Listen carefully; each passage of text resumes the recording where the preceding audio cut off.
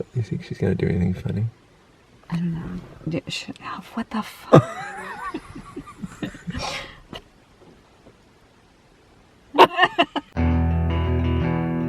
Yeah, it's happening. Bill Psycholic in the flesh.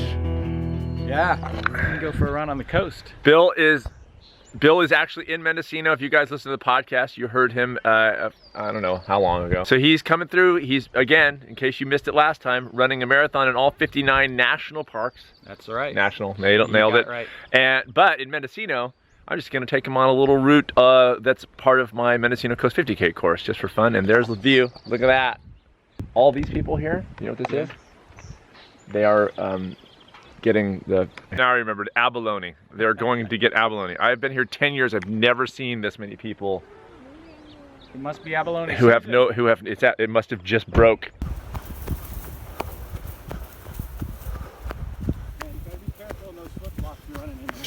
No, flip-flop running here. Flip-flop running. There they are.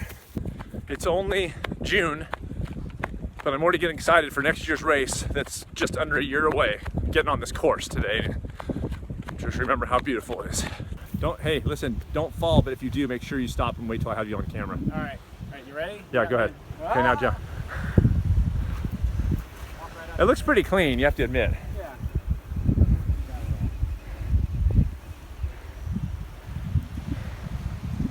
There Being a tourist. is the Stanford Inn. 5 miles on the trail, what'd you think? I think it's a spectacular place to run. It's pretty great. Your race must be phenomenal to go into the redwoods and along the coast like that. It's pretty great. So come back next time and I'll take you in the rest of it. Yeah, let's do it. All right, cool. Good luck with your rest of your deals. Yeah, got a few more. I'll see you. We're all faking like we're saying goodbye, but now we're gonna go have a coffee at the Stanford Inn.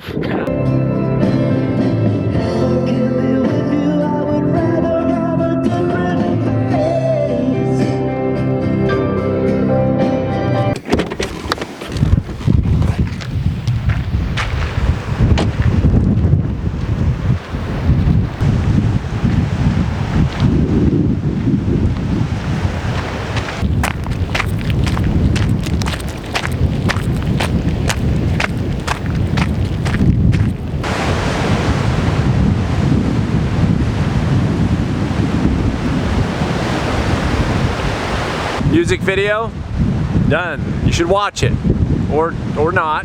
It's done. And I wasn't unnervous about posting it, putting it out there. I guess that goes for anything that you create and put into the world. It's a little uncomfortable. The more used to that you become, the better you keep doing the things you love to do. I realized in doing this project of writing the song and making the video, how much is wrapped up in this one pretty little act. I guess not super little in my mind, but you know, it's putting a video up, like whoop-de-doo.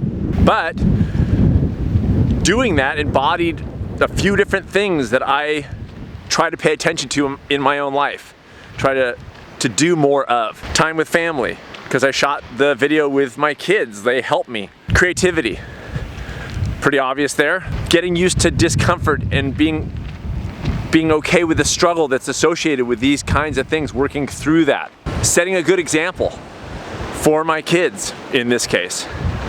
Showing them that it's okay to be a little afraid of things and to be a little uncomfortable, but continue to do them if you love doing them. Showing them how important creativity is to living a healthy and happy life. Showing them the work that goes into creating something like this. It was work. In a recent podcast episode, I talked about filling our lives out in ways that seem to have nothing to do with the thing that's our biggest concern. So just to use like healthy eating, let's say, or you know, you don't feel like your body's healthy enough, and so your attention goes to food. And it's such a weird idea to think, well, wait, what if it really has nothing to do with food, or very little to do with food?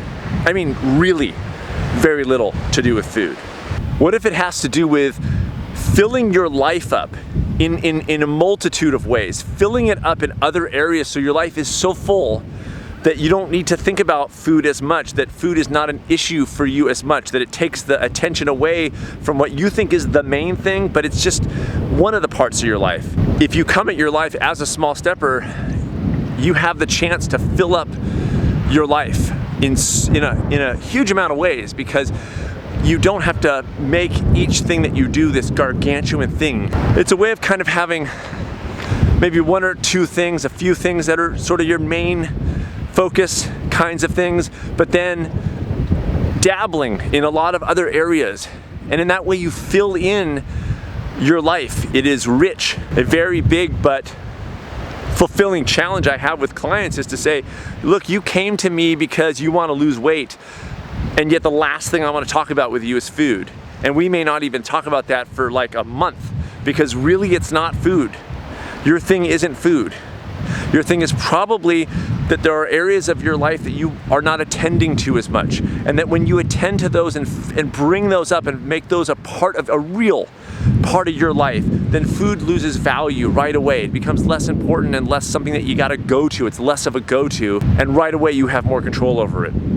That fast. And pretty quickly, because you're doing all of a sudden other things besides thinking about frickin' food all day or exercise or whatever that thing is for you, you're thinking about other stuff, and it's kind of invading your brain during the day. You're thinking about the book that you're writing, you're thinking about the song that you're writing, you're thinking about the walk that you're gonna go on at the end of the day. All of a sudden these things kind of invade your brain, and they take up the space that you used to devote to, gosh, I can't wait to have that cheese pizza at the end of the day. All of a sudden you've got other stuff to do. As one of my clients said recently, I don't snack as much, I have more on my mind. Exactly why I do things like write songs and make this music video. I want to have more on my mind. I want to have the fullest, richest life that I can.